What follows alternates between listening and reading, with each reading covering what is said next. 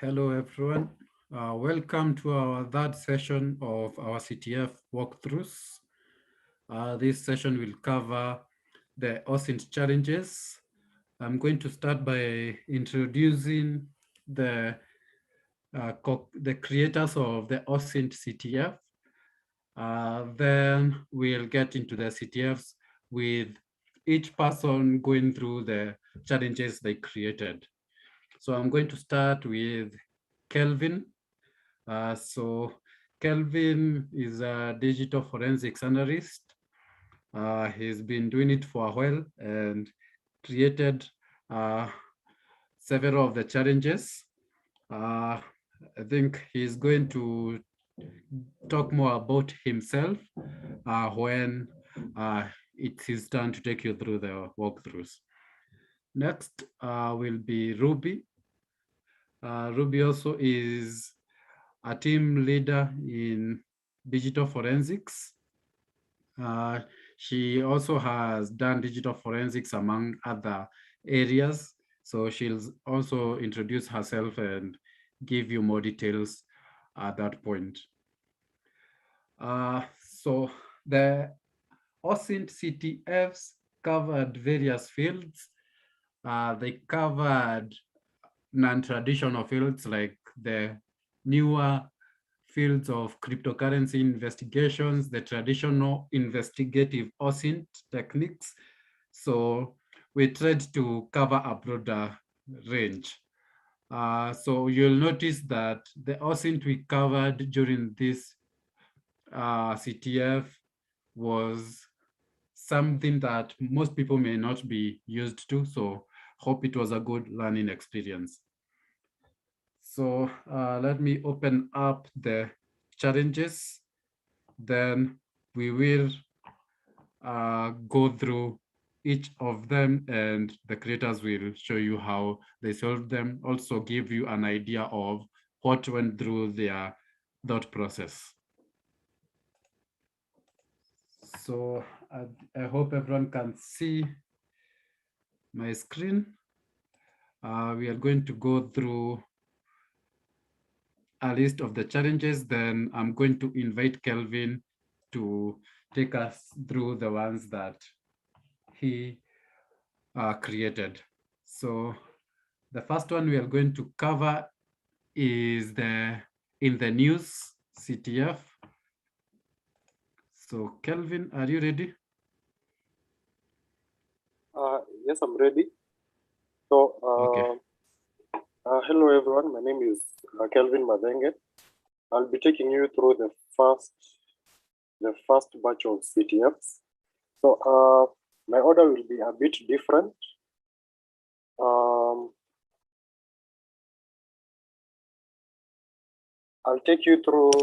There was one on who is well read and rich, and then the second one was who am I CTF as well. So I'll take you through the two of them first, and then this will be our last one as shown on your screen. So I think it's best if I share my screen.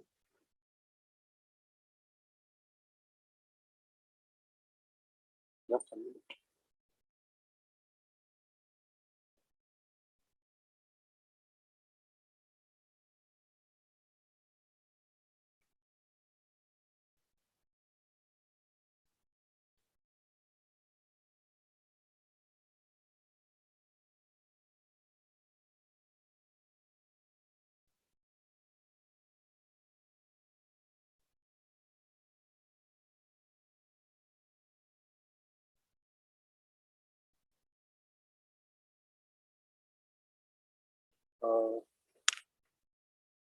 Sorry about that.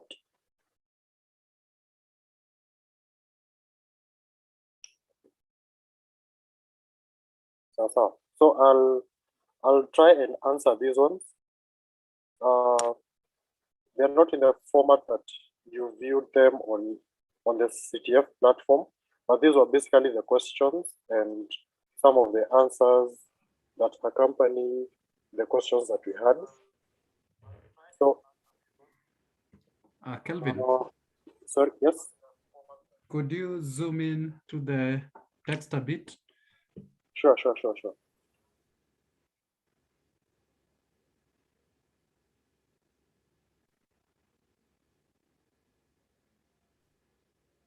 Hope that's clear. A bit more, slightly Okay. more.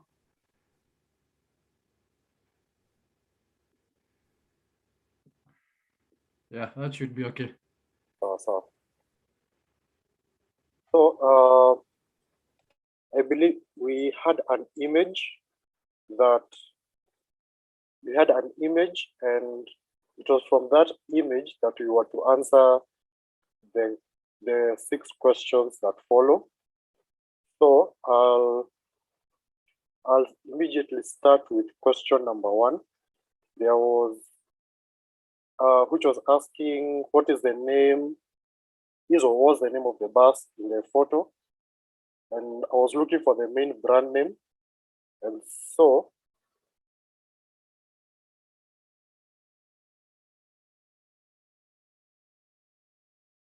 and this was the actual photo. So and what we were looking for was the brand name of the bus in the middle. So the way I approached this was basically doing a combination of different search terms, using various search engines, whether you can use Google, Bing, DuckDuckGo, depending on your preference. So what were my first steps? What I did was first skimming through the image and identifying characteristics that stand out. And of course, you notice what you have there is a double-decker bus, a few buildings in the horizon, the car registration number. If you zoom in, especially on the original image, you can see it clearly. And so for the car registration number, which isn't as important as now, but what it just helps you is to contextualize where could this image have been captured. So I think we all know that car registration numbers are tied to countries. So you can use sort of like lookups to try and identify in which country could this photo have been taken by inferring to the car registration number. So while it isn't as legible, you can tell that you can tell the pattern at least. So what you have is especially the rear couplet, you have a white background with what appears to be 3 characters on top, followed by 3 characters below. Yeah. So, and by just doing a lookup on this, there's a website that I had bookmarked then, but which isn't live anymore. So but I sort of like took a screenshot of what was contained therein. So you can see that this format is consistent with car registration plates from the 20s to the 80s, and this is particularly Kenyan car plates. So of course you'd have to go sort of like take a guess and maybe say this looks like Kenya, but I just want to confirm it. So you go looking at the car plates, and true that format looks like car plates between the 20s and the 80s. And it's still what we see now, though there's a slight difference because the rear plates are normally in a yellow background, at least for today. But back then, we had sort of like you had like a different kind of format. So that sort of like confirms or localizes it to the country Kenya. And so the next thing that you do now is you look at the characteristics on the bus itself. So what I did was I sort of, what are the things that stood out to me? What are the things that are unique about the bus. Of course, one is a double-decker bus. Second, I also took note of the positioning of the rear, let's call them windscreen, yes, and also the entrance for passengers. It was located towards the back, not the front, not on the side, but at the back on the left-hand side. Yes. So with that, what you would ordinarily do is have sort of like a keyword search. So you'd have something like old double-decker buses, Nairobi, Kenya, or something of that sort. And Hello, Kelvin. Yes. Could you also zoom into this part? Okay. I think there are some text that may not be as legible. Okay.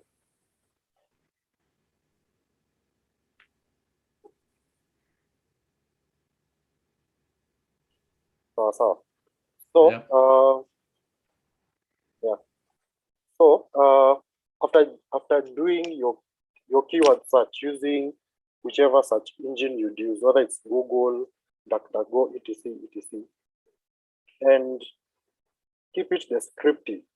Of course, it involves a lot, going through a lot of images, and you'll find different kinds of buses that were present at that time. So you'll find non-double-decker buses. You'll find buses with passenger entrances on the front or on the side, and so you sort of like eliminate those since they do not match to your image. But after looking for a while, you find something. I found these images. So you notice this is sort of like either it's an old photo, and I think if I zoom in, you can see there is a bit of Kenya written on the side of my first photo. And below it, you also find a second photo. Likoni Ferry on the front, you notice on the side there's a bit of a gap, and that would ideally be where you have the passenger entrance, the same as we saw on our initial image. And we also notice it's also a double-decker bus. And since they're both written, we have this one has Kenya on the side, Likoni Ferry, and the plates relating to Kenyan features, we would say with some level of confidence that these are Kenyan buses, or were Kenyan buses, and the images are attributable to Kenya. So now once we have this, of course, now we'll rely on our first image, and this identifies this as a 1948 by Arab bus. And so that will be the answer to our first question.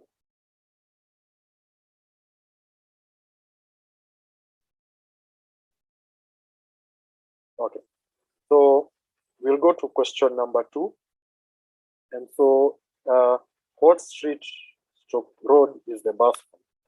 So I think to answer number 2, we will first have to answer number 4. So let's go to number 4 first. Identify the institution located in the building labeled 1 in the image. So in this particular one, I hadn't labeled it, but in the image that was provided, the building labeled 1 was this right here. So since we've identified the bus and we've seen that we are most likely looking at Kenya. And Kelvin, yes, we can't see the image.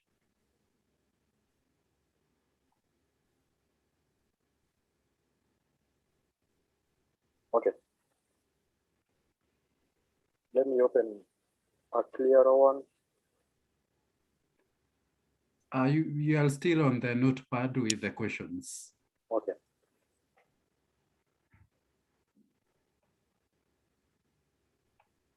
Oh, sorry.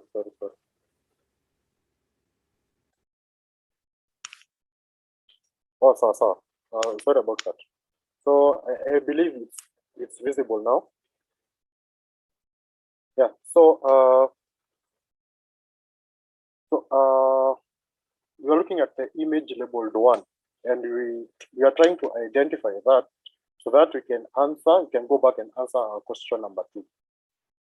So for this, the building labeled 1 is this right here for our CTF. So we basically use say our background knowledge, or we would presume or try and guess and infer what will this building be. And of course, we know that buildings that existed, say, in pre-colonial or Kenya's early independence years still exist today. So I'm guessing anyone who's been to Nairobi or is a regular visitor there can be able to sort of like infer what building could this be. So going down,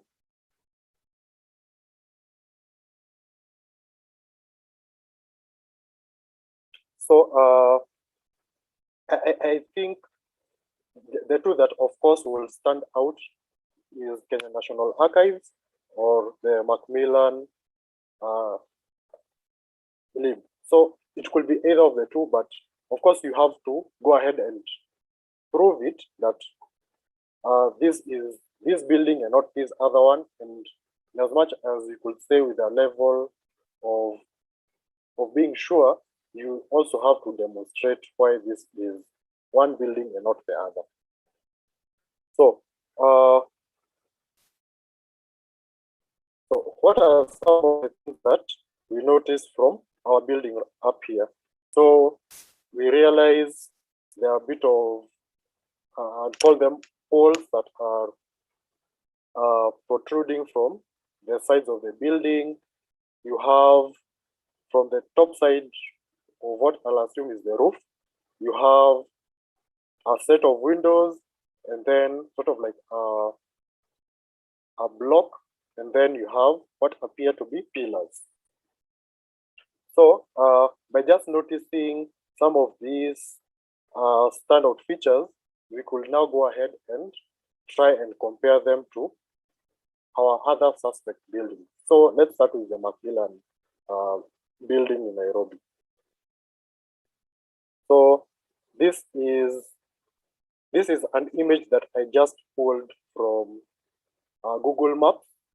So, and it shows an aerial view of Macmillan. So we notice a few things that don't match as we would expect. Let me zoom out a bit.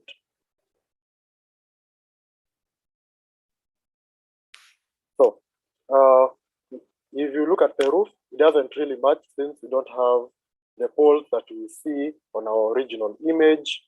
Also remember that we are also looking at the building design itself, where we have the roof bit, a section with windows, and then a block, and then what appear to be pillars or the rest of the building below. So you have a set of upper windows and a set of what appear to be lower windows. So if we go ahead and look at that, we still see that that doesn't really match what we expect. So what you can see is just the sort of like the roof bit and the just one set of windows below. We can see, yes, we have pillars, but ideally it doesn't really match what we expect. But of course, there are caveats. So you have to use more than one, let's say, feature to either prove or disprove your hypothesis.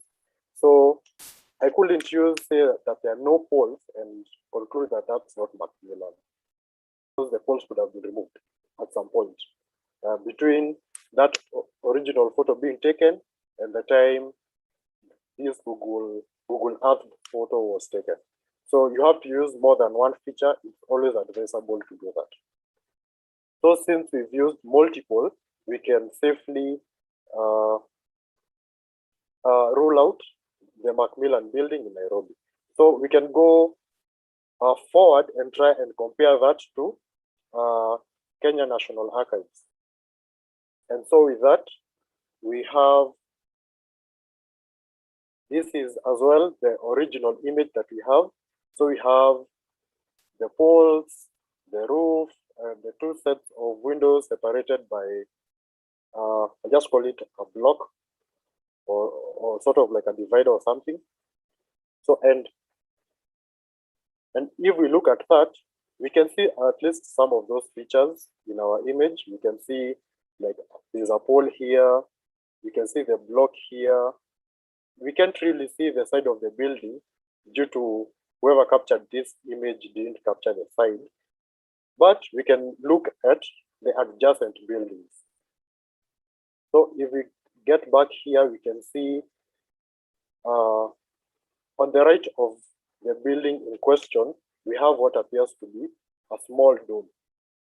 So, and if we go back to also an image also captured at that time showing the Kenya National Archives, we can see a dome on a building that's adjacent to it.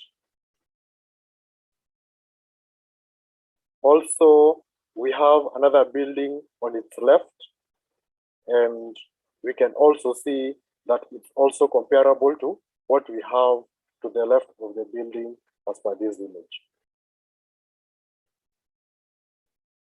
Yeah. So at least with those few features, we can conclusively say that we have positively identified this building as what we know today as the Kenya National Archives and Documentation Service building. So yes, and of course, what we were looking at were the poles protruding upwards. We have the whitish structure on the adjacent building, what I called the dome, and also on the far end, we have this other building here. And these images, and for these images for comparison, what I did was I navigated to a YouTube video that had captured, I think, the Kenya Archives back then. So that is what I used to compare the two images, since as we expect, the area around Kenya Archives has changed considerably over the years. So that's how I arrived at that.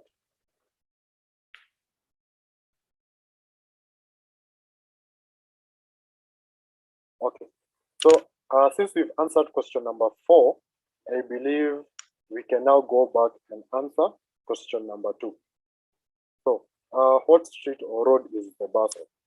So we can,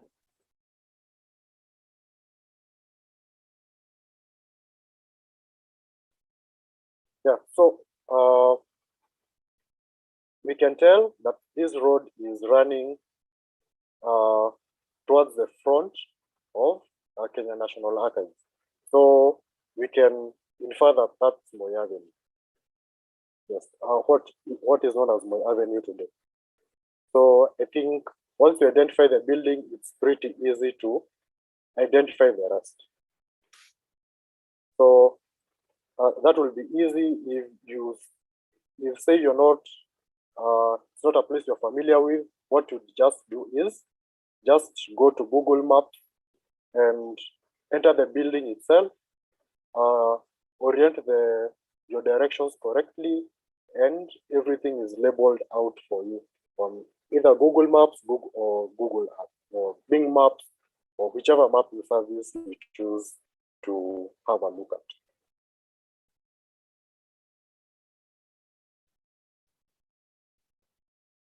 Okay. So we've answered number 2. So we could go to number 3, which is what was the street or road referred to before its renaming? So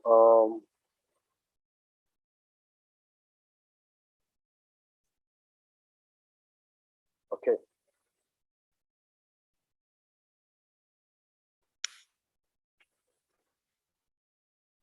What about that?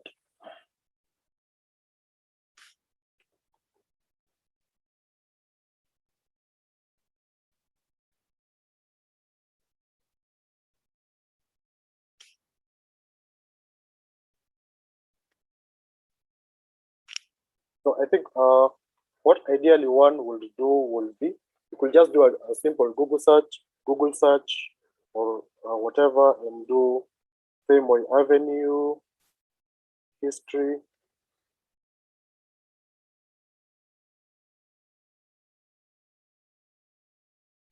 And yeah, and you'd probably get you get a history of it. So what you from its Wikipedia page, you know it was first called First Station Road, and then Government Road, and then Moy Avenue. So just a bit of using your search engine, and you get to answer that other question.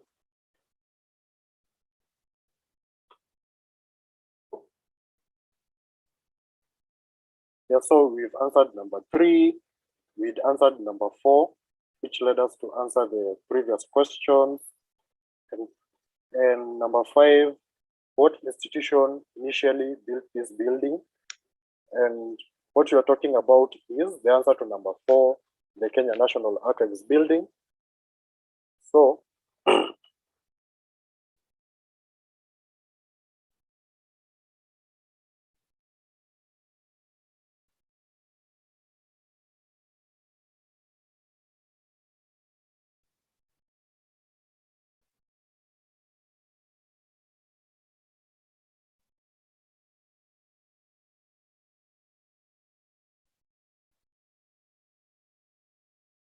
okay, so ideally what one would do is, of course, you'd also now go back to your search engine and have a look at and try and key in a keyword search that will incorporate what you're looking for. So you could say Kenya National Archives, history, Kenya National Archives building history, etc., etc. And you'll get a few resources. So I'm just going to share, for example, what I found.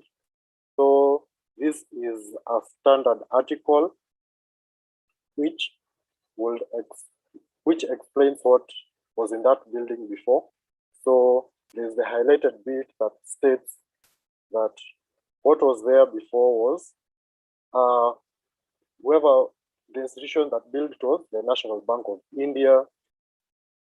You also get, and just to mention, so what you realize, especially with this webpage, is I had to use an internet resource called the Wayback Machine. So if you actually navigate, you get this link, but the link is no longer active. So what do you do when you're searching for information online and the link that you want to access that information to is no longer live? You use the Wayback Machine. What it does is that it takes snapshots of a website at a particular point in time. So say today, the 11th of August, I can't find the link. It's not live, but it existed at some point. So what I do is I just copy the link, enter it into the internet Wayback Machine, and it will give me the number of times it's taken sort of like snapshots of the website itself. So as we can see, what I'm looking at is a version of this page that was taken on June 1st, 2021. That's when these resources are available. But right now, if you navigate to it, it's not available. Also, some other interesting sources for that info is Yeah, this is the Kenya Bankers Association website. So they have a good resource showing banking history in the country. So, and what we can see from this particular image is the Kenya National Archives, and what you can see written on the building itself is the National Bank of India. And that will also assist to sort of like help you gather that information and reinforce what you got earlier. Also,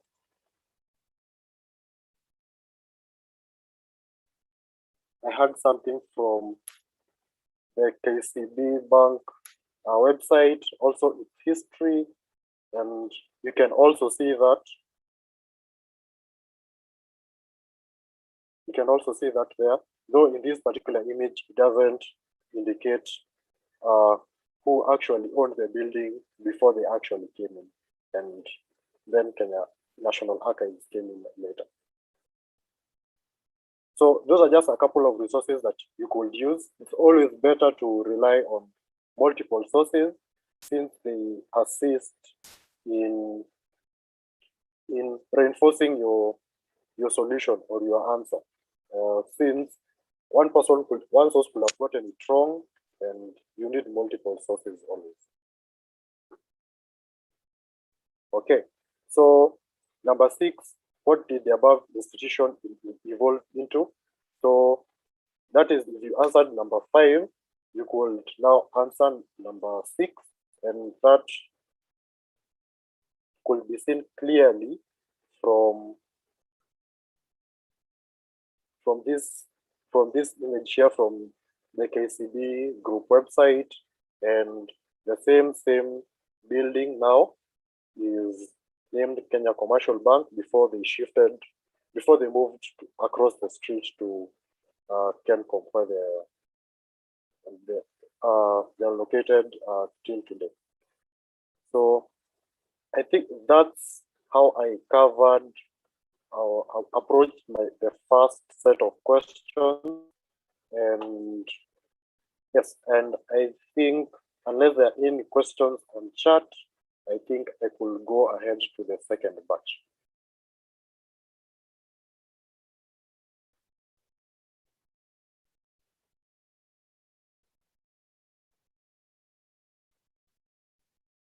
Okay. So I'll go to the second set of questions.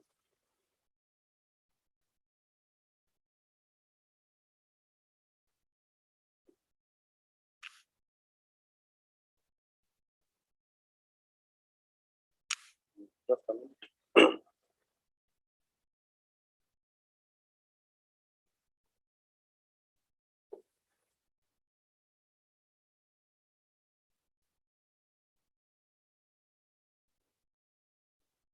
That's what we want.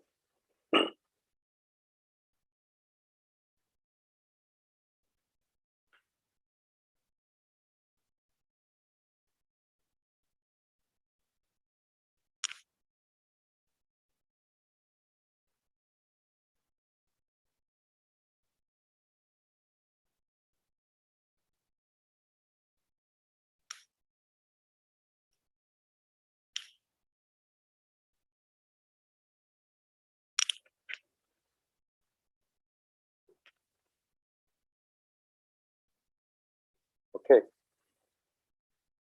So we had also a second set of questions, and this one was a bit shorter. So I'll go immediately to question number 1. So what was provided was an image, and what you were looking for was question number 1 was the area of jurisdiction that the image represented. So allow me to just open the image and just show that to everyone.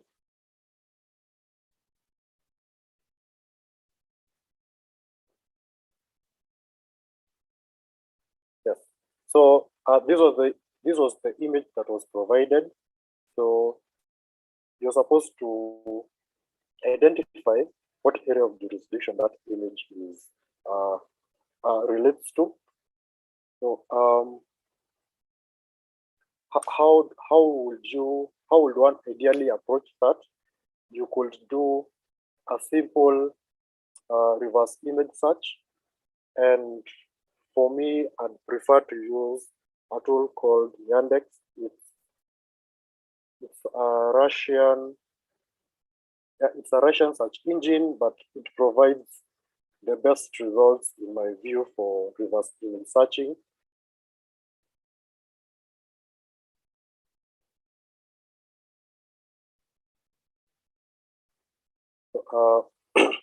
As it loads, just going to go select my file and select the image that was provided.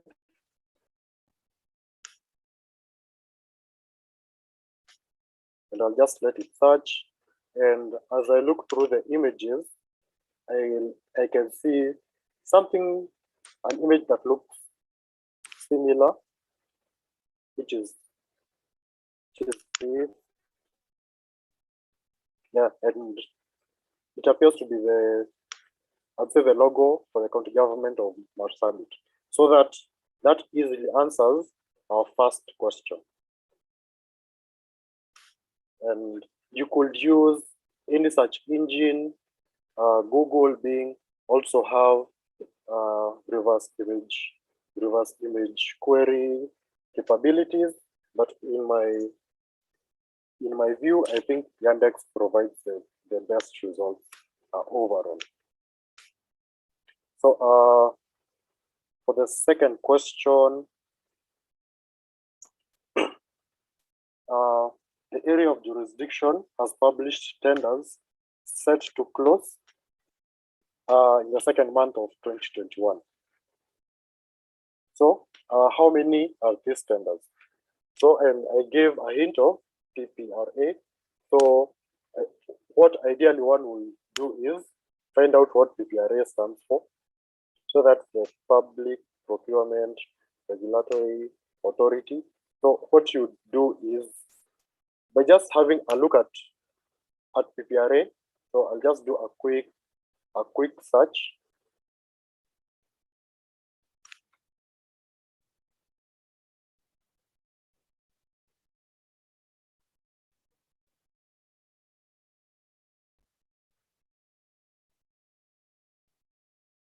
Yes, and so I can tell what PPRA stands for, and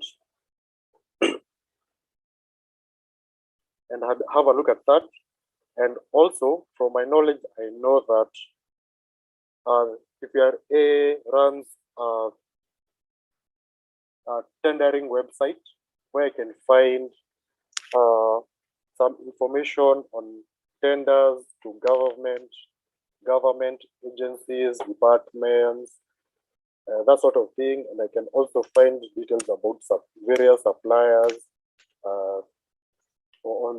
on any government project, or on at least a number of them. So I'll just wait for it to load.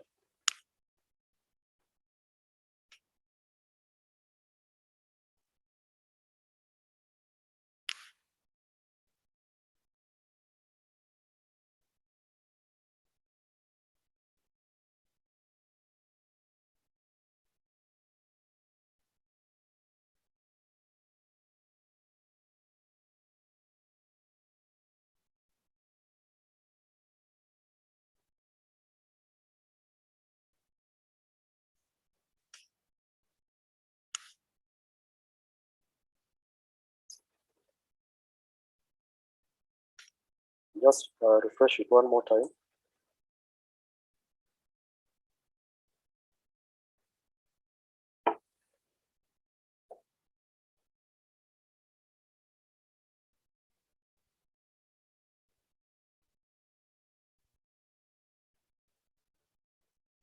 Okay, so yeah, so there we go. So what we are looking at, let's just revisit that question one more time. So the area of jurisdiction has published tenders set to close on the second month of 2021. How many are these tenders? So we'll go to, once we've gone to this tender site, since we are looking at the jurisdiction itself that has issued tenders, that ideally that institution will be a procuring entity because it's the one that's floating tenders. So I'd go here and let it load for a while.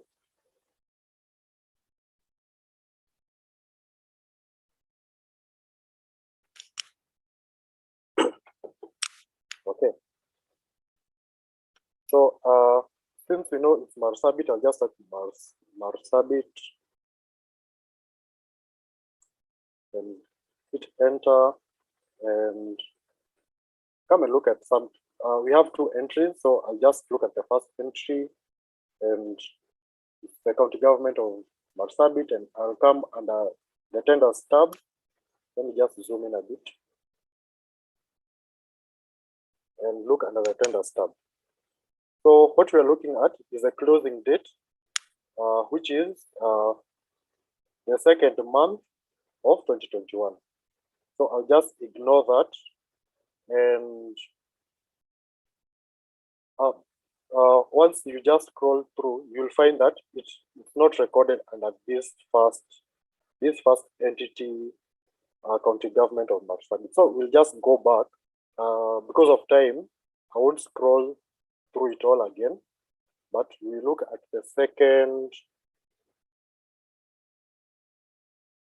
We look at the second result that we got, and that's where we'll find our answers. You can see it's still tied to the county government of Marsabit. That its website is what is linked, though the email seems to be either of its procurement officer or whomever it will be related to. So we go under tenders, and we are looking for the 2nd month of 2021. So we have 1, 2, 3, and that was basically the answer to the question that we had. The question that we had under question number 2. And so the answer is 3. So we'll go to the third question. 2 of the tenders touch on a particular economic activity. What is this activity?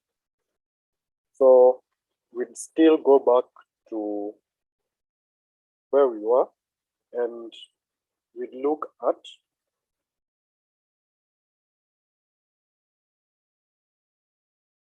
this tender. So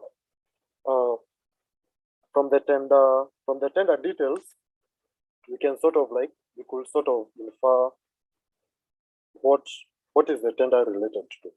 So since we can't really view it, we can look at the tender number, and we see one of the keywords is fisheries. Yeah. So so from that we can infer that the tender was something related to fisheries. In the older version of the site, before they did a bit of an upgrade, you could be able to view everything, especially the tender description in full, that sort of thing. But there seems to have been a bit of change on the website design, so we can't go and look at a particular tender in detail and view the description in full.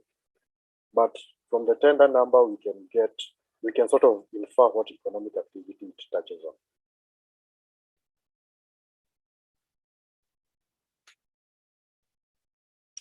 Okay, and that was fishing. So we'll go to number 4, and we're looking at how many registered contracts has Kenya's 2nd largest telco provider undertaken. So, and the keyword here is registered contracts. It could be more, since the number of tenders put up on the site is not usually the total number that a company has undertaken or that a particular body has announced. So we'll just rely on the portal again. So of course we have to check the 2nd largest telco provider which by just doing a quick search and looking at CA data, that will be Airtel. So going back to our site, so since we are looking at Airtel, Airtel in this case will not be a procuring entity, but a supplier. So we will go to the suppliers tab.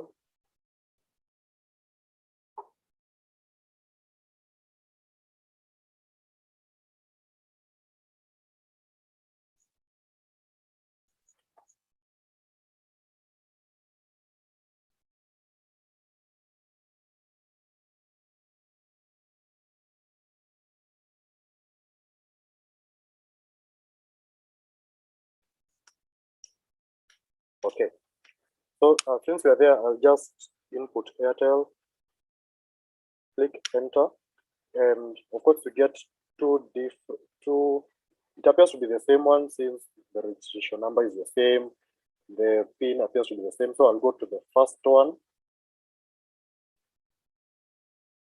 and I can find the supplier details. Yes, it's Airtel Networks Kenya, and I'll go under the contracts tab. And down here, I see I have a total of 21 items. And so that tells me that at least at this particular moment, what has been captured on the procurement portal is that Airtel Networks Kenya has gotten 21 contracts. Okay, so if we also go back to the second, we have gotten two results. So I'll just type Airtel again and go to the second one. This one I'll find it's empty. So we'd ideally go with our initial result. So that's 21.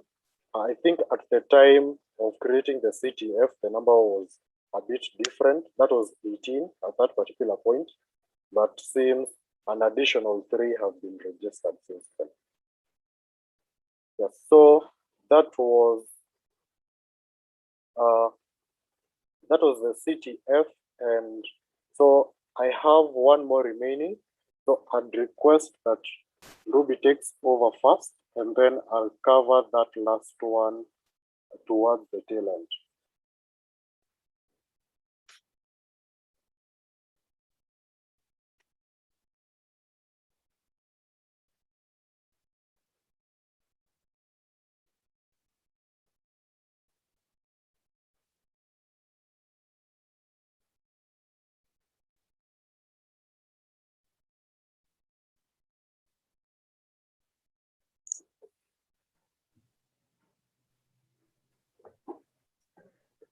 Okay, hi everyone.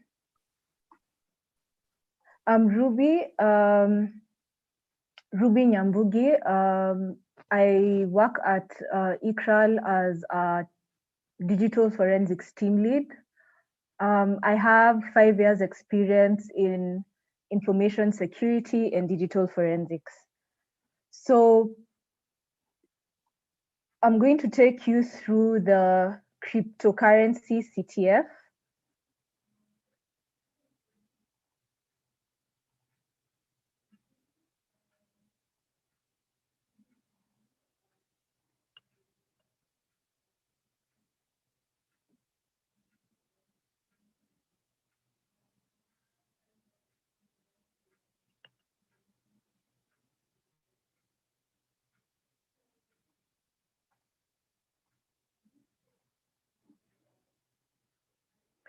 Okay, so there's a Bitcoin address that was provided. This is the Bitcoin address, the one that's highlighted. And we are going to walk through the 8 questions, the 8 CTF questions. So the first question was on what activity this Bitcoin address was involved in.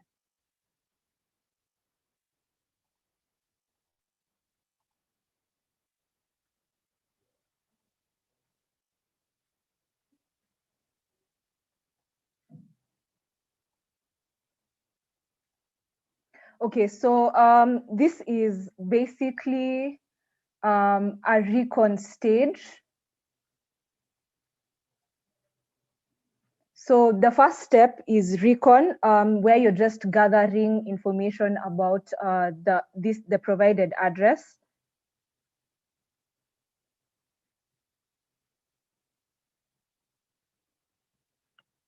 So I'm quickly going to do perform a Google search on the address.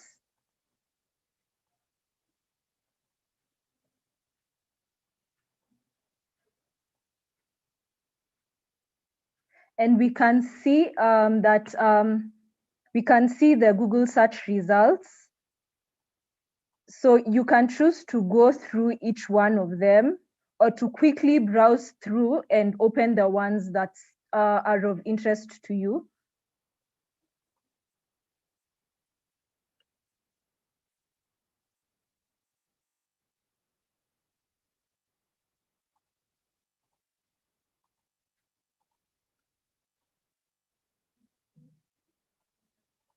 So I've quickly opened a few that are of interest to me. The first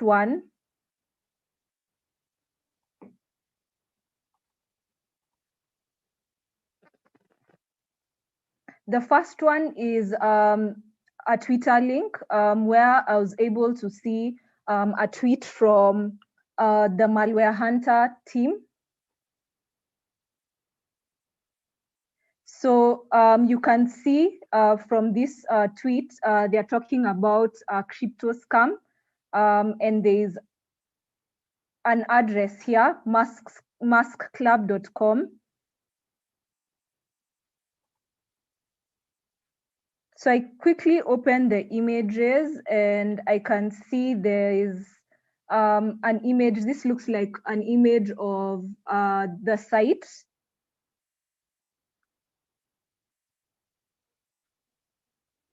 We can see something about Tesla, and it says join the giveaway.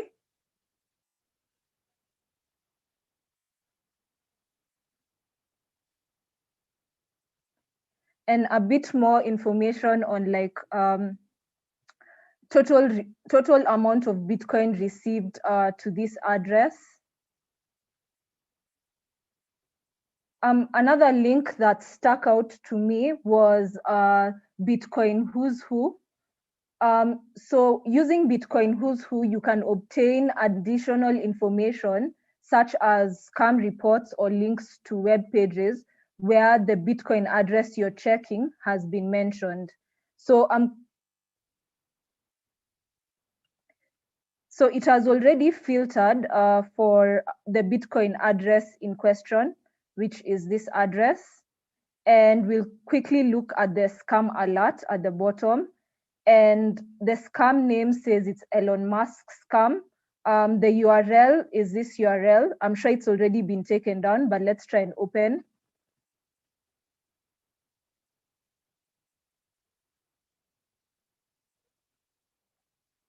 Yeah, so you can see the site has been taken down. And it also says probably the date when this scam was reported was on Feb 15th, 2021.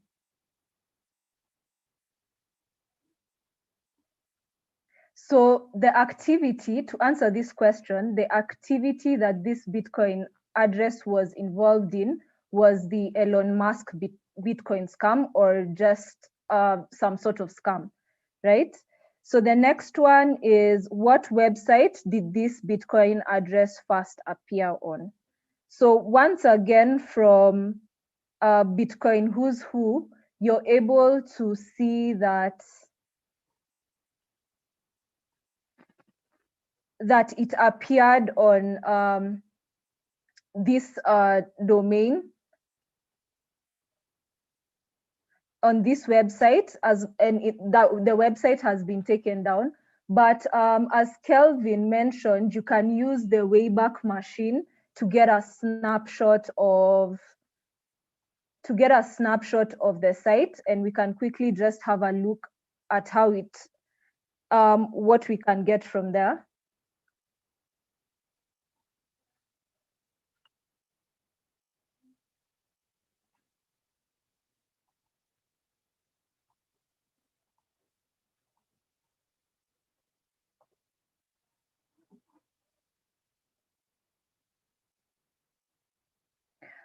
So this site has been saved 2 times, on February 15th, 2021 and February 16th, 2021. So we'll look at the first snapshot.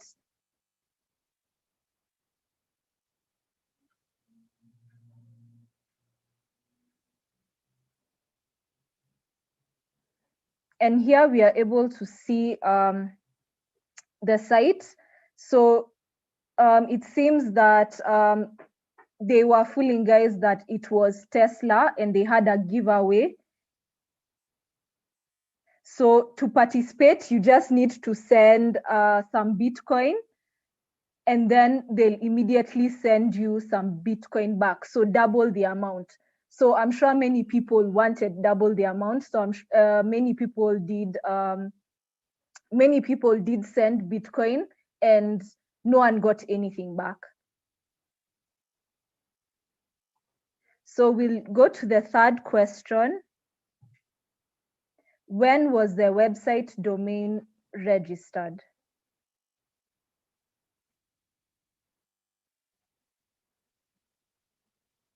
So we are going to use, we're going to perform a whois lookup, which is just a widely used internet record listing that identifies who owns a domain and how to get in touch with them.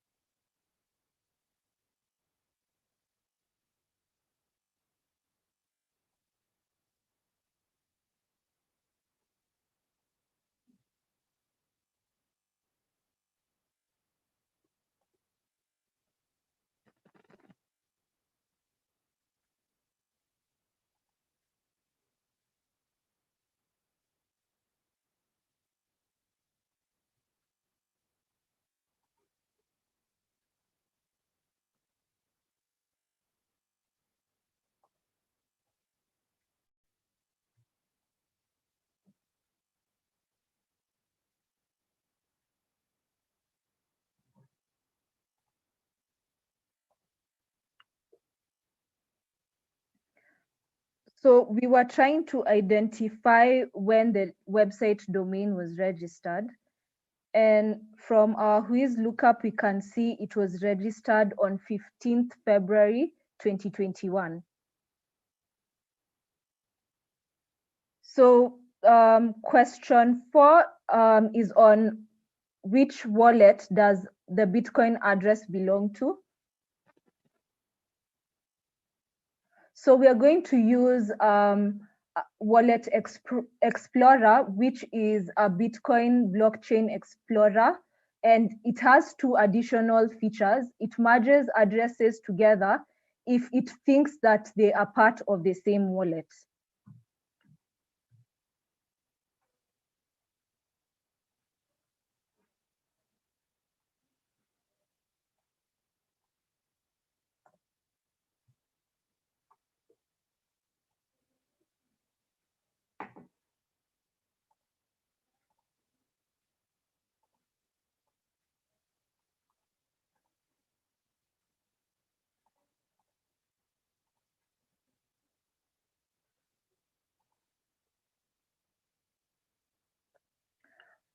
Okay, so we quickly searched for the Bitcoin address, and we can see that it belongs to this wallet.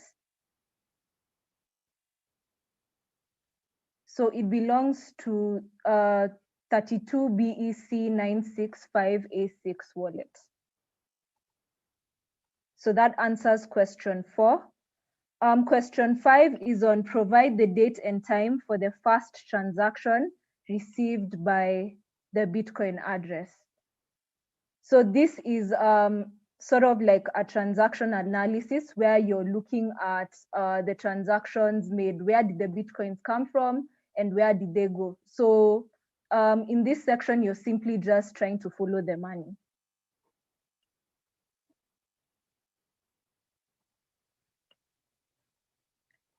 So we are going to use a blockchain explorer, and we are going to use blockchain.com. I'm sure there are others, but this is the one I preferred to use.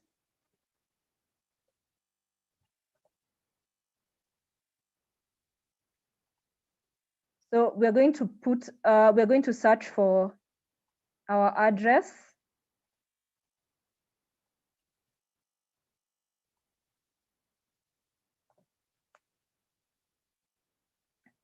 And we know it's a Bitcoin address.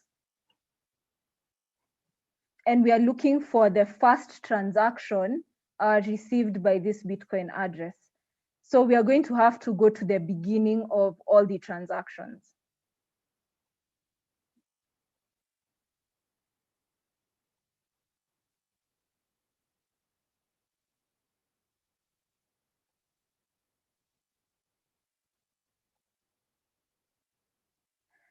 Okay, so on page 24, we can see that we can see the first transaction down here that was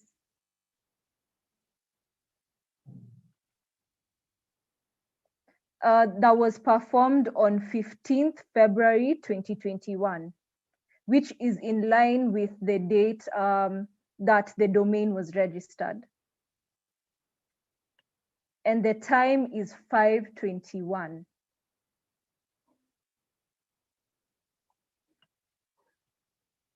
So we're going to move on to the next question. So the question is on how many times did this address send money as at 16th February 2021. I created this CTF on 16th, so the transactions were going back to 16th of February.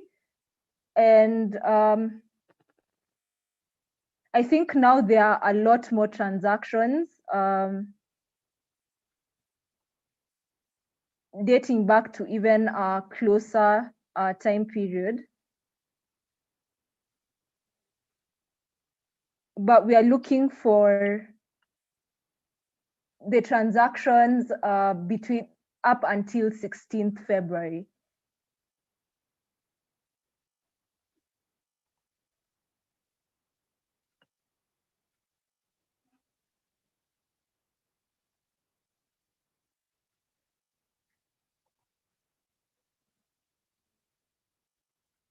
Oh, I think I went too far back. So I'm just going to try.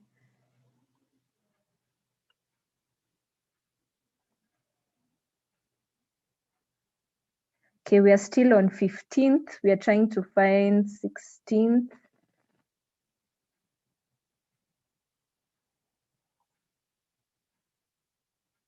Okay, we have a 16th. Let's just make sure I haven't skipped any 16th. These are still transactions done on 15th, except for this one. And here we can see money was being received, yet we are looking for money being sent out. So we'll go back again. And here we can see a negative Bitcoin amount. So this was the first transaction where money was being sent out. So we are going to try and see if we can find any other. So on 15th, no money was sent out. We found on 16th, some money was sent out once so far.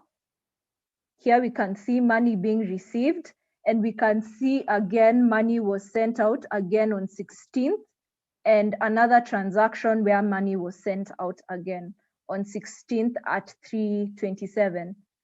So far, those are 3 times where money was sent out. Let's try and identify if we can see other transactions where money was sent out.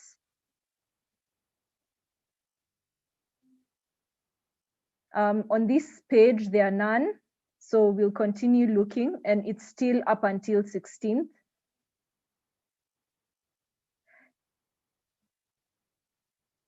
Now we are on 17th.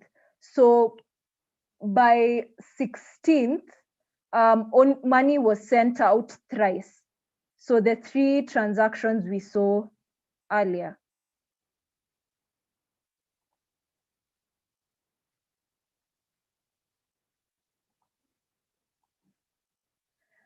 How much was sent in total? As I'd mentioned,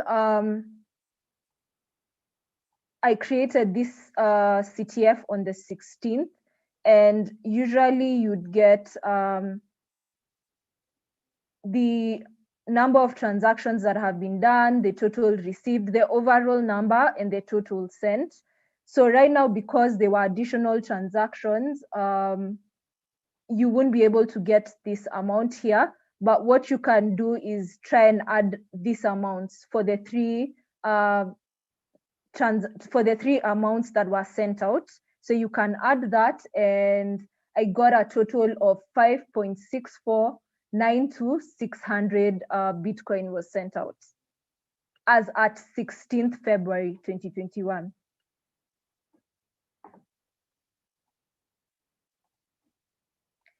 To which addresses did it send the sum to? So one of the addresses it sent the sum to was this address right here, the address that I've just highlighted. The second address it sent money to, it sent Bitcoin to, is this address right here. And the final address that it sent money to was this address right here.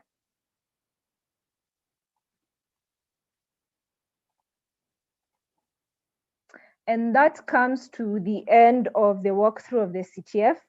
There were only 8 questions and they were very beginner friendly. So I believe, Kelvin, you can take over unless there are any questions.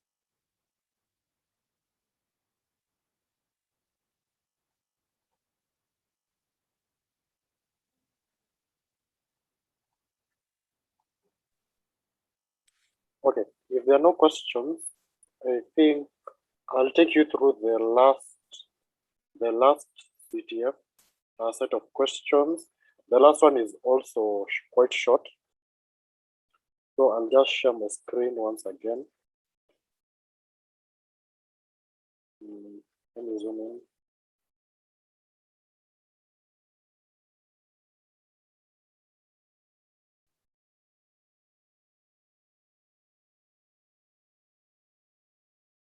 Okay, so I think it's visible to everyone. So we'll go straight into it. So I'll go straight to question 1. And it read a little over a year ago, a local daily ran an article with the title, "In MK Mom, a strange monument crops up at historic site." At what date was the article published? And the hint was just for CTF purposes, since the date has to be standard. So how would I approach this? Of course, we do a simple search. So I'll just highlight that. And okay, and I'd already pre-entered it. So just a quick search. Of course, it's advisable to have everything in quotes, since you're looking for this false statement as is. So having that in quotes and doing a search would, I believe, provide the best results. So you just go have a look and try and see when it was published. You first, of course, you get one from Nation Africa and try and see if you can get anything from that.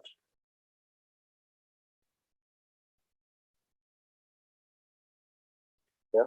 So of course here we get October 16th, 2019, but this is not actually when it was published, but just when it was posted on Twitter. So we need something more concrete than that. So, and it seems once you open this article, it doesn't really point you to this. So you need to look for other sources. So I opened these other links that also captured that. Of course, this is not the Daily Nation or the Nation Africa's website, but ideally these normally just crop up and capture everything, including the exact date, the date when it was published, and of course, you can be sure that they captured this on that exact day that Nation Africa published it. You could look for that data from more than one site. So we have one with Zetu, we get October 14th, 2019, Kenya Moja, also 14th October 2019, that sort of thing. And yeah, and since our search doesn't show the actual Nation Africa site URL, we rely on this other site and the dates that they provide. So since we are looking at just the day, we can get from these two sources that the date is on the 14th of October 2019.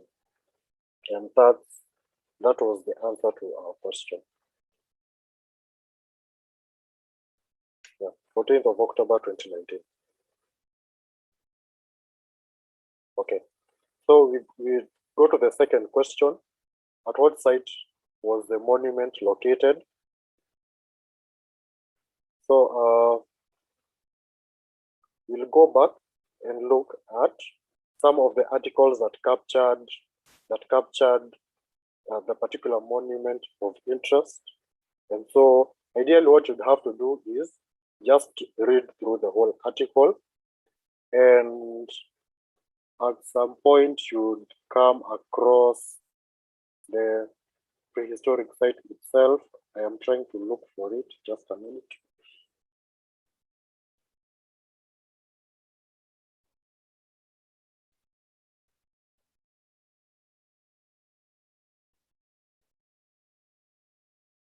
Okay, so I'll just do a word search since I know what it is. Yeah, so I'll just zoom in for a bit.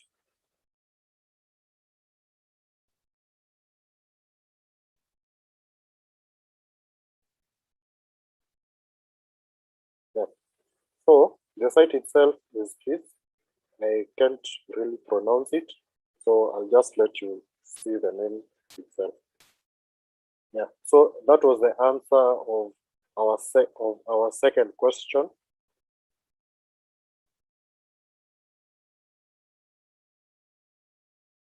Okay. So in addition to NMK, what other organization was affiliated with the monument? So, of course, by also going through the same article, you would know that NMK stands for the National Museums of Kenya. And so by going through the same article, you will be able to gather more info about the same. So by simply reading through it,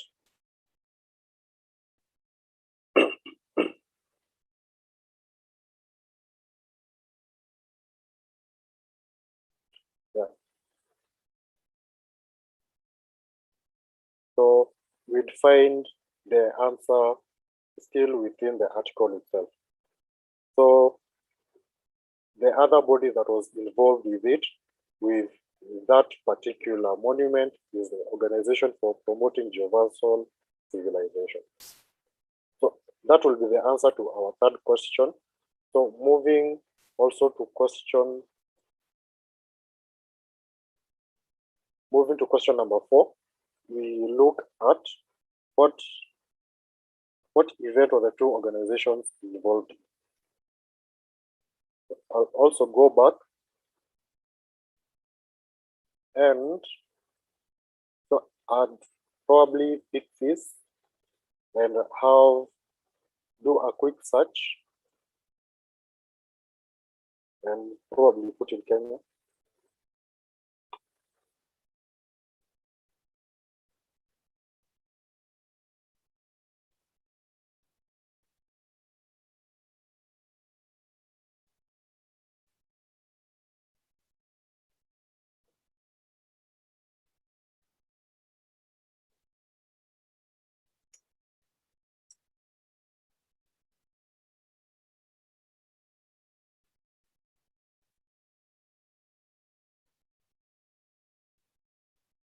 Okay, so I'd probably still check from other websites. I just let it open.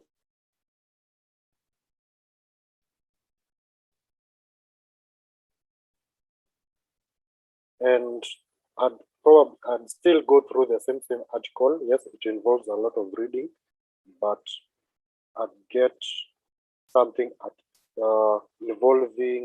involving those two particular bodies, and I get that the two bodies were involved in the Fifth World Congress of Jehovah's Civilization at the KICC, and that happened in July of 2018. And that assists in answering that other question. So well, inadvertently I've answered both question 4 and 5. So the two organizations were involved in the Fifth World Congress of Jehovah's Civilization, and number 5, where was the event held, was at the KICC. So that was a pretty simple one, and that covers how one would approach that. And if there are no questions, I think I'd like to pause it there. Thank you, Kelvin and Ruby. So if you have any questions, you can ask them on the chat or also on the YouTube chat. We'll also have a session at the end where you can also ask any other additional questions. So there are a few more challenges remaining before we wrap up. So I'm going to cover them. The first one was called Traveler. So let me share my screen.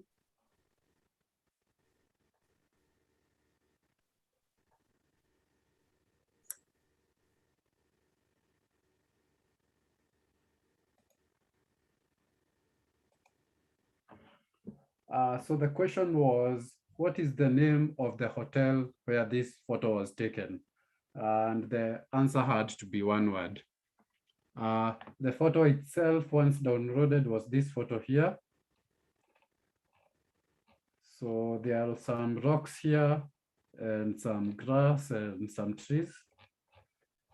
So the very first thing you do when you have a photo is to check whether there is any metadata that has been attached to the image.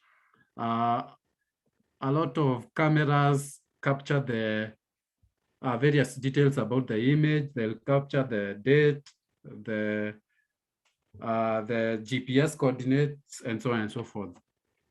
There are various tools you can use to do this, but in our case, I'm going to use a tool called Exif Tool. It's a Linux tool that you can use to view the metadata information of an image. Metadata is just information about something. So I'm going to open up my terminal.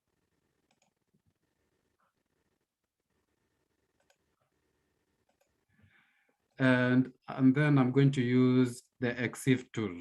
So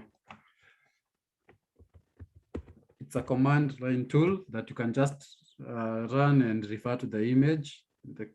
In our case, the image was called erox.jpg.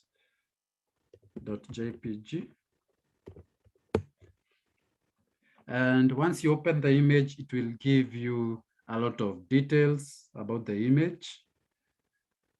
But in our case, the question asks the hotel where this image was taken.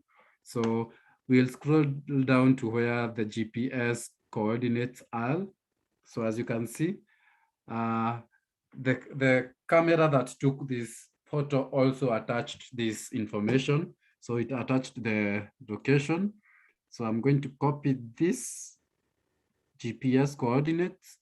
Then I am going to go to my browser and open Google Maps. once you open Google Maps, then paste that. The only thing you need to do is Google Maps doesn't recognize the word DAG, so we just remove those instances. Then we can search for that.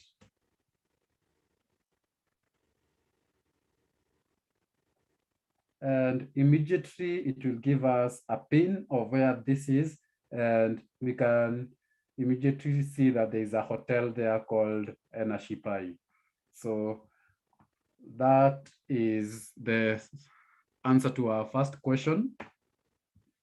So again, you could have used other tools. Some tools actually enable you to view the metadata once you open the image. They provide a side pane where you can view details about GPS coordinates, the type of camera that took it, the resolution, and so on and so forth. So let's go back to the questions.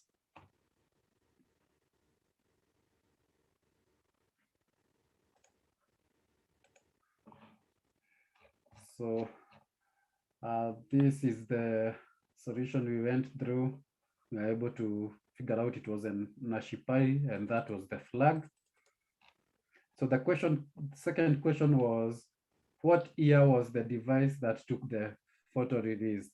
So again, we'll use the same tool. We'll open the image using Exif Tool. And in this instance, we are looking for the device that took the image. Then the question asks, what year was the device released? So first thing we can already see is the make is Google. The camera model name is a pixel. Then another thing we can try to figure out is if there is any date information related to the device or the camera that took the image. So luckily for us, we have a name of the profile creator who is Google. This is related to the camera. And we also have a copyright of 2016. So means that the cameras used in this device are linked to the year 2016. So one thing we could do is go and search for what pixel device was released in 2016, but we already have our answer because the question asks when the device was released. So from here, we can already guess the answer. But we could also go and figure out when was the Google Pixel released, since we already have that information from the camera model name.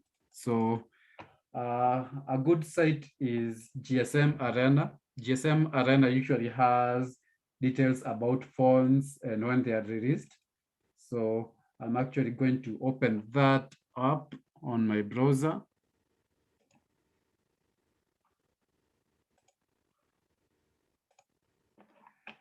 And from my browser, you can see that the Google Pixel was released in October 2016. So that's also another way you could have figured out the year that this device was released.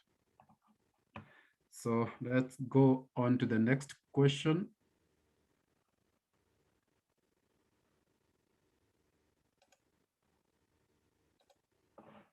So again, we've answered this question, and that was the flag. The third question was, what time was the photo taken? And you are supposed to give the answer in the 24-hour format. So still, we'll go back to the Exif tool. And we should have a field called create date, which should tell us the day the photo was taken and also the exact time that it was taken. And also good thing for us, it also actually does give us the time in the 24-hour format. So using this, we can now get our flag based on what we were asked. So the flag format as indicated was the hour, the minute, and the seconds. So this should be the answer now. Then finally, we had another question called billboard. So in the billboard question, we have a new image called R5. And the question is, in June 2019, there used to be a billboard less than a kilometer from where this photo was taken. What is the brand name of the beverage that was advertised? And you're supposed to give one word. So this is the image that is provided to you. And as you can see, it's a road and no other information is provided. But the question is, there used to be a billboard less than a kilometer from where this photo was taken. And that was in June 2019. So first things first, we figured out what road this is and what location this is. We could use various techniques, but the easiest one is first to go directly to Exif Tool again. Then open the image. Again, copy the GPS coordinates. So let me show you. So I've opened the image using Exif Tool as before. So this is how I've opened it.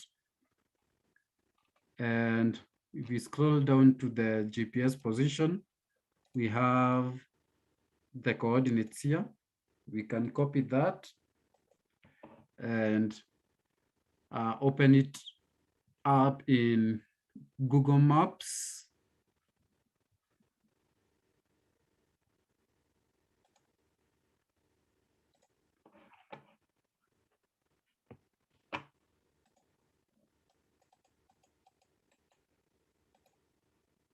Again, Google Maps doesn't recognize the degree keyword.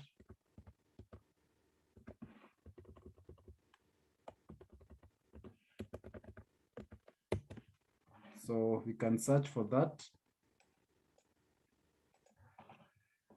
And it gives us our location. So this is the Nakuru-Nairobi road. And from here on, we can try to figure out what billboard was there in June 2019. A good thing with Google Maps is there's usually a feature called Street View. And let's say you take a photo of a location. Google Maps allows you to upload those photos so that people can be able to view what exactly that location looks like. So they usually attach those photos to Google Maps when you view that location. In this instance, we can see there are two images, two photos here. Actually, it's a lot more. There's this and there are three more photos.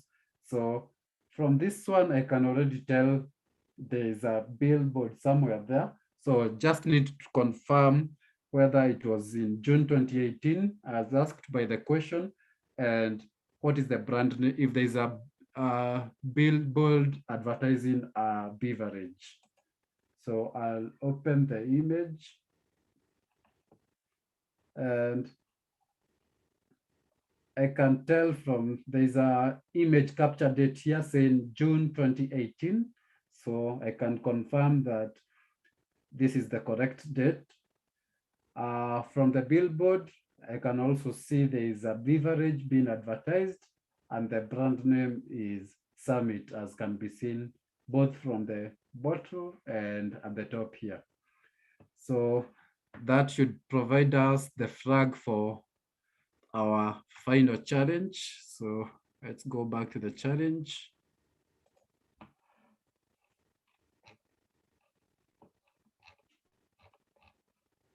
So the answer should be the Aspire, and now put the answer in the correct format and you would have your flag. And I believe that covers all the challenges we had for OSINT. I hope you are now able to see the different ways of solving them. There are some write-ups where also some of the participants in the CTFs were able to show how they solve their the challenges on using their own specific methods. So there are various ways these challenges can be solved. There are specific tools, not you aren't limited to one. So again, this is an idea. The learning point should be the process that we took to solve them.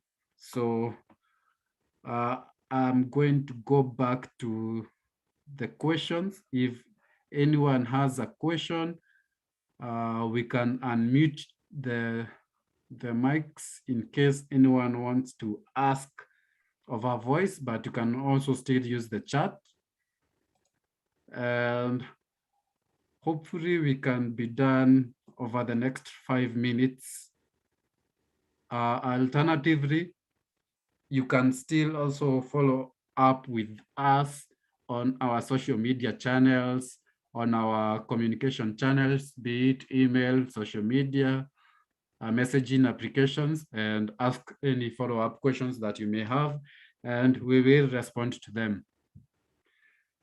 So any immediate pressing questions that anyone may have?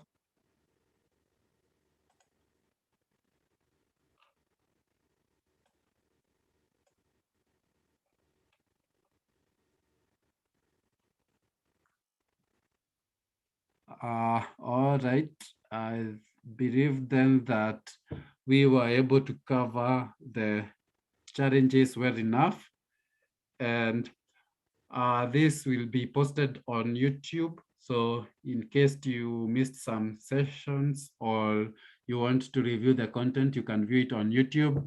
That applies to the previous walkthroughs that we've had. You can also view them on YouTube. We will continue having these walkthroughs every Wednesday unless something else comes up. So details of our next walkthrough will be communicated. So follow our social media platforms to keep updated on this. I hope this was educative to you all. Thank you to the creators. Thank you to everyone who participated, and see you next week. Good night, everyone, or whatever time of day it is, wherever you are.